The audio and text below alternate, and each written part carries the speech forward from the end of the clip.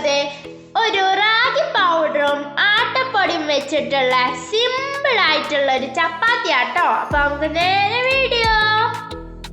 നമുക്കൊരു പാത്രം എടുത്ത് അതിലേക്ക് കുറച്ച് റാഗി പൗഡർ ഇട്ട് കൊടുക്കാം കേട്ടോ. അതിനുശേഷം നമുക്ക് അതിലേക്ക് ആട്ടപ്പൊടി ഇട്ട് കൊടുക്കാം. ഇനി നമുക്ക് അതിലേക്ക് പാകത്തിന് ഉപ്പിട്ട് കൊടുക്കാം. ഇനി നമുക്ക് അതിലേക്ക് തിളച്ച വെള്ളം ഒഴിച്ച് ഒന്ന് കുഴച്ചെടുക്കാം.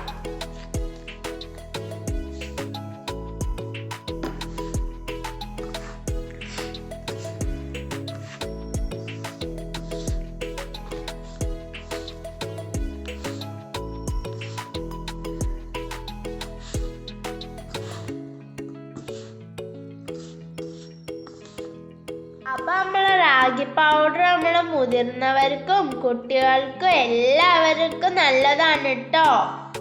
പിന്നെ കൊളസ്ട്രോളും ഷുഗറും ഉള്ളവർക്കെല്ലാം വളരെ നല്ലതാണ് കേട്ടോ റാഗി പൗഡർ. പിന്നെ നമുക്ക് അതിലേക്ക് വെളിച്ചെണ്ണ ഓയിലോ എന്തെങ്കിലും ഒഴിച്ചു കൊടുക്കാം കേട്ടോ. ഞാനിപ്പോൾ ഒഴിക്കുന്നത് വെളിച്ചെണ്ണയാണ് കേട്ടോ. കുറച്ച് വെളിച്ചെണ്ണ മതി കേട്ടോ. അത് എന്തിനാ വിചാരിച്ചാൽ നമ്മളെ ഈ ചപ്പാത്തി സോഫ്റ്റ് ആവാൻ വേണ്ടിയിട്ടാട്ടോ. നമ്മൾ ആ മാവ് എല്ലാം ഇതുപോലെ ഉരുളാക്കി എടുത്തിട്ടുണ്ട് കേട്ടോ. അപ്പൊ ഇനി നമുക്ക് അതൊന്ന് പരത്തി പ്രസ്സിലതാ ഇങ്ങനെ ഒന്ന് പരത്തി എടുത്തിട്ടുണ്ട് കേട്ടോ. അപ്പൊ അത് എളുപ്പത്തിൽ വേണ്ടിയിട്ട് അങ്ങനെ പരത്തിയെടുത്താട്ടോ. അങ്ങനെ പ്രസ്സിൽ വെച്ച് നമ്മള് പരത്തിയാൽ നമുക്ക് പെട്ടെന്ന് ചപ്പാത്തി ഒന്ന് പരത്തിയെടുക്കാം കേട്ടോ. അപ്പൊ നമുക്ക് ഇതെല്ലാം ഒന്ന് പരത്തിയെടുക്കാം കേട്ടോ.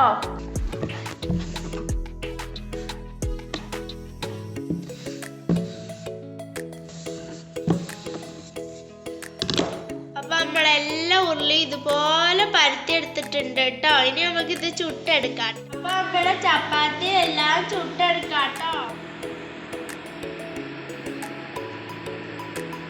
അപ്പൊ നമ്മളെ ചപ്പാത്തി ഇവിടെ നന്നായി പൊന്തി വന്നിട്ടുണ്ട് കേട്ടോ.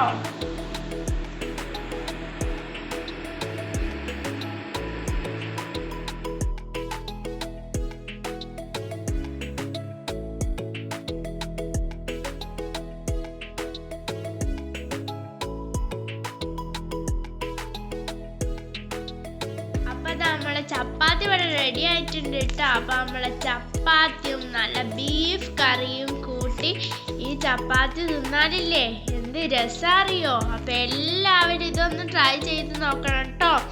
അടുത്തൊരു അടിപൊളി വീഡിയോ കാണുന്നവരെ ഇസ്മി ചക്രാമിൻ. Bye bye.